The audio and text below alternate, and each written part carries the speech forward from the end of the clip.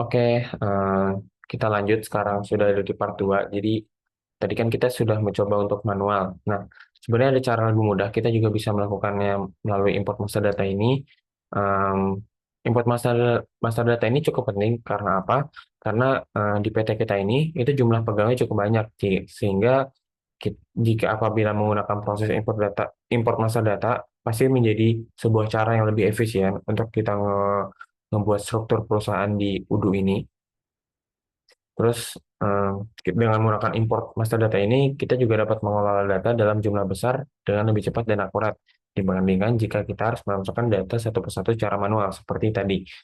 Tadi kan kita baru menambahkan satu data employee secara manual saja itu juga pasti sudah memakan waktu paling cepat mungkin 5 menit. Nah, bayangkan apabila perusahaan tersebut memiliki lebih dari 100 100 employee saja, itu pasti kan sudah memakan waktu yang cukup banyak kan. Maka itu ada cara yang lebih murah, yakni import master data. Nah, coba kita lanjut saja. Jadi, pertama-tama kita bisa coba unduh seluruh master data yang sudah disediakan di link ini. Terus, di sini terlihat bahwa ada 4 sheets ya. Ini pertama, master data dari departemen, master data job position, master data user, dan master data employee. Nah, ini dari 4 sheets ini bisa langsung diunduh masing-masing aja. Terus jangan lupa untuk menghapus row dari setiap sheets tersebut, di mana em, kita contohkan saja misalkan dari sheet departemen ini kan ada 6 departemen. Nah, tadi kan kita sudah membuat si Soleh secara manual. Soleh itu kan dari tadi bisa dilihat lagi kalau dia itu asalnya dari departemennya sales. Nah, maka ini tuh nanti dihapus saja yang sales ini. Jadi menyisakan 5 sisanya. Terus misalkan di job position, jadi si Soleh itu adalah posisinya sebagai kepala seksi marketing. Nah, nanti yang row ini itu dihapus saja, nah, menyisakan eh, row-row sisanya.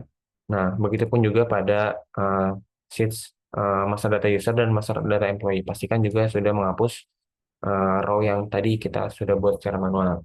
Nah, ini kita coba yang import master data department pertama. Bagaimana caranya? Jadi pertama kita pergi ke modul employees, lalu kita pilih menu departments yang ada di atas ini, lalu kita klik tombol favorites dan pilih import records. Nah, selanjutnya kita perlu masukkan file yang tadi kita sudah lakukan penghapusan data yang secara manual. Nah, sini makanya pastikan sudah menghapus raw departemen yang sudah dibuat secara manual sebelumnya. Nah, setelah itu eh, kita klik tombol tes terlebih dahulu. Nah, tunggu beberapa saat dan jika terdapat status everything seems valid, jadi kita bisa langsung melakukan import saja. Nah, kira-kira berikut adalah hasil import dari master data departemen. Terus selanjutnya dari kita import master data job positions. Nah, ini kurang lebih eh, sama. Jadi mungkin bedanya di langkah pertama saja. Kita coba nih. Jadi kalau untuk job position ini kita buka modul employees, terus kita pilih sub menu job position yang terdapat di menu configuration sebelah sini. Terus kita klik tombol favorites dan pilih import reports. Terus masukkan file yang dari uh, sheets yang Google Excel yang job position. Terus kita lakukan tes, tunggu beberapa saat, dan jika terdapat status everything seems valid, berarti ini sudah aman, tidak ada kendala terkait upload file yang utuh. Terus jika sudah, kita bisa langsung import saja dan kira-kira berikut adalah hasil import dari master data bagian job positions. Nah, selanjutnya kita lakukan import master data user. Nah, caranya untuk yang user ini kita pergi ke menu settings, terus kita pilih bagian manage users pada section users, terus kita klik tombol favorites dan pilih import record seperti sebelumnya.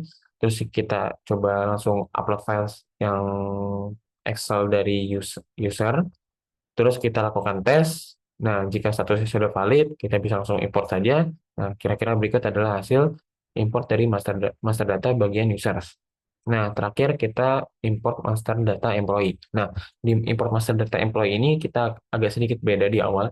Nah, jadi hmm, kita perlu pastikan kita menghapus data employee yang terbuat secara otomatis dari hasil import user sebelumnya. Jadi sehingga menyisakan employee yang dibuat secara manual pada bagian sebelumnya. Nah, tadi kan kita sudah import master data users nih. Nah, kayak seperti ini kan. Banyak banyak users. Nah, secara tidak langsung tuh dia akan membuat employee-nya juga. Nah, untuk itu kita hapusnya dulu. Lalu setelah kita hapus, kira-kira akan menyisakan soleh yang tadi kita buat di awal secara manual.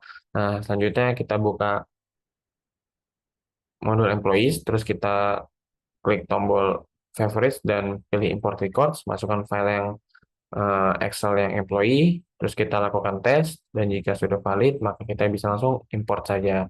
Nah, kira-kira berikut adalah dari bagian employees. Nah, kira-kira begitu untuk melakukan import master datanya. Cukup mudah, bukan? Jadi, selanjutnya, nah, karena kita sudah memiliki, tadi pertama kita sudah melakukan import data master departemen, terus ada import data job positions, lalu import data users, dan terakhir kita juga import data dari employee. Oke, berarti kita sudah memiliki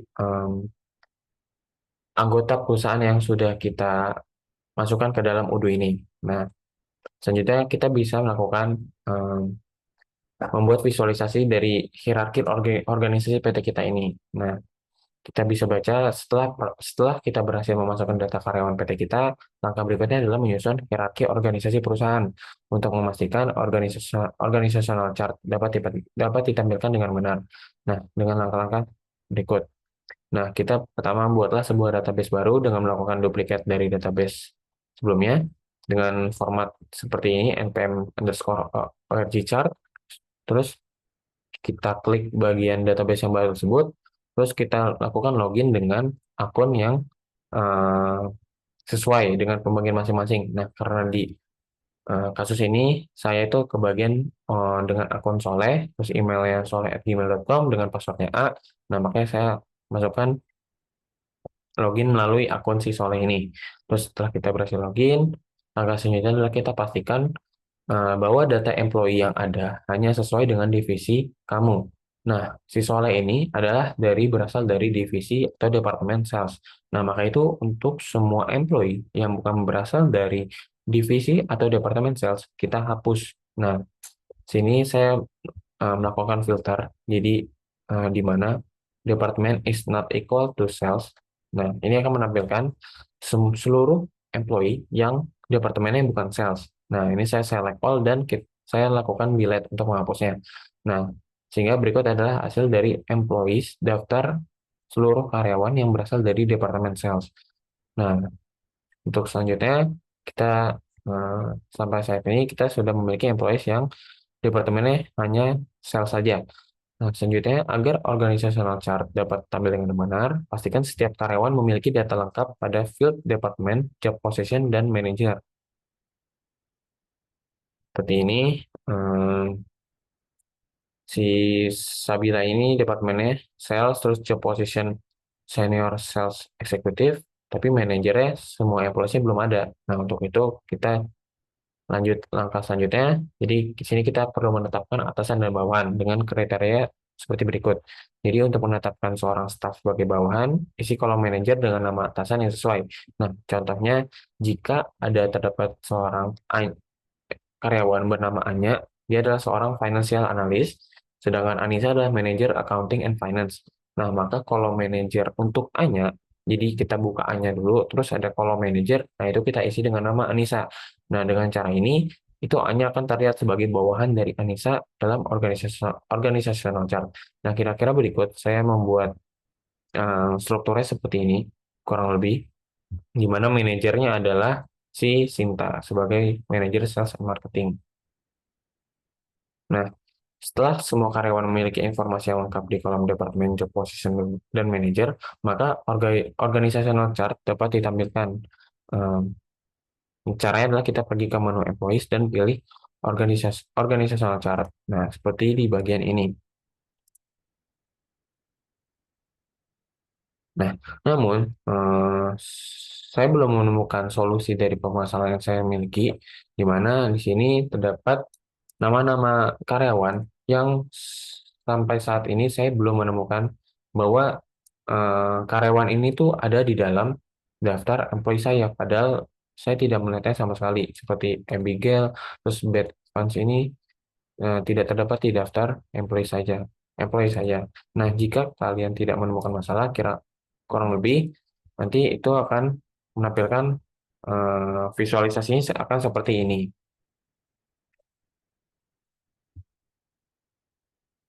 Nah, bisa dilihat di sini daftar employee saya tidak ada nama-nama seperti yang tadi tertulis eh, seperti ini, Abigail, terus Doris Cole, Ellie Lambert, dan lain-lainnya. Sini semuanya. Terus saya juga untuk mengecek di bagian archive di sini juga tidak terdapat. Lalu saya coba nyalakan developer mode-nya. Nah, di sini juga tidak terlihat bahwa ada employee-employee yang tadi disebutkan namanya kalau dia belum punya manajer, eh, saya sedangkan nama itu tidak ada di daftar employee sini. Mungkin sekian dari tutorial kali ini.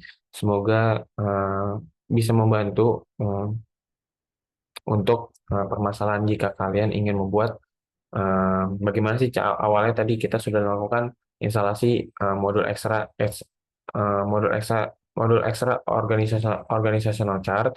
Terus kita juga sudah membuat bagaimana cara membuat employee share manual. Terus kita juga bisa udah mencoba untuk melakukan import master data. Dan terakhir kita melakukan pembuatan assign manager dari seorang karyawan. Terus jika tidak ada masalah maka bisa langsung akan tertampil saja seharusnya. Ya, mungkin demikian. Mohon maaf jika ada kekurangan, kurang lebih mohon maaf. Terima kasih. Sampai berjumpa di tutorial selanjutnya.